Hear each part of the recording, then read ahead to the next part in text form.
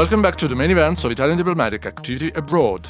Foreign Minister Antonio Tajani was on a mission on Kiev, where he took part in an informal meeting of EU foreign ministers organized on the occasion of the 4th anniversary of Bucha massacre. Before the meeting began, EU minister attended a commemoration organized by the Ukrainian authorities to honor civilian victims of the atrocities committed by the Russian army in March 2022. In Kiev, Tajani held a bilateral meeting with Ukrainian President Volodymyr Zelensky, reaffirming Italy's firm support for a lasting peace and for bringing to justice those responsible for the atrocities committed in Bucha and other cities during 4 years of conflict.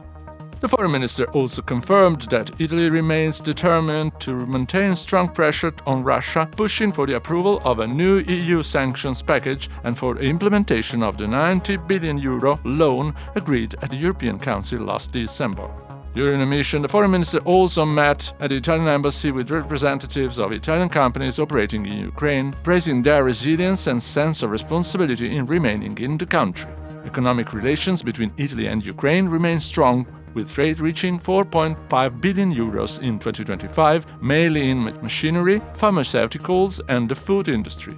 On April 2nd, the 16th MAECI Bank of Italy conference was held at the Farnesina. The Ministry of Foreign Affairs and the Bank of Italy cooperate to support Italian companies through the diplomatic, consular and the cultural network abroad, which also includes financial attaches from the Bank of Italy.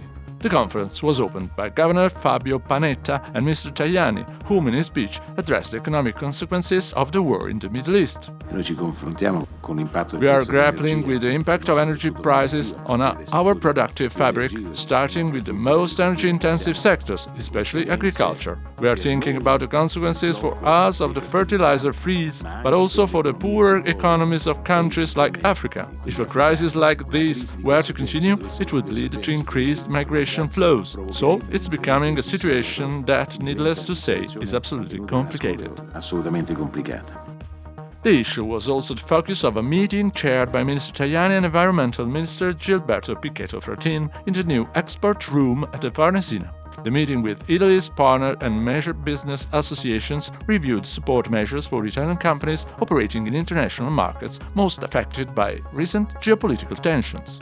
On March 30th, Israel's ambassador to Italy, Jonathan Field, met with the Deputy Secretary General of the Farnesina, Cecilia Piccioni. The ambassadors had been summoned by Minister Tajani in protest over the denial of access to the Holy Sepulchre during Palm Sunday to Cardinal Pier Battista Pizzaballa, head of the Catholic Church in the Holy Land, and to the Custos of the Holy Land, Father Francesco Ialpo.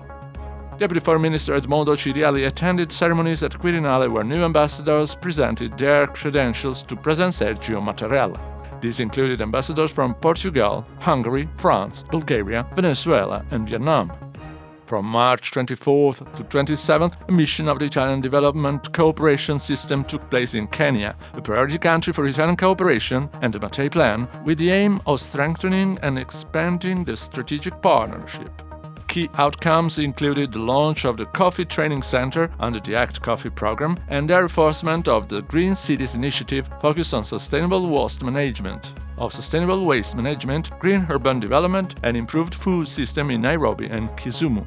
The first official visit of Italy's ambassador to Australia, Nicola Lehner, to the state of Victoria has concluded. Meetings with institutional representatives aimed to strengthen bilateral relations, particularly in political and economic terms, and to recognize the contribution of the Italian and Italian-Australian community with over 62,000 citizens registered, with IRI and around 400,000 residents of Italian origin.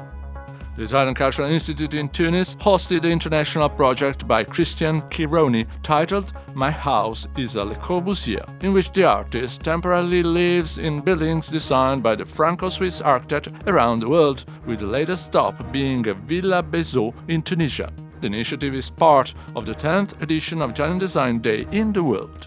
And that's all for now. Thanks for your attention and stay tuned.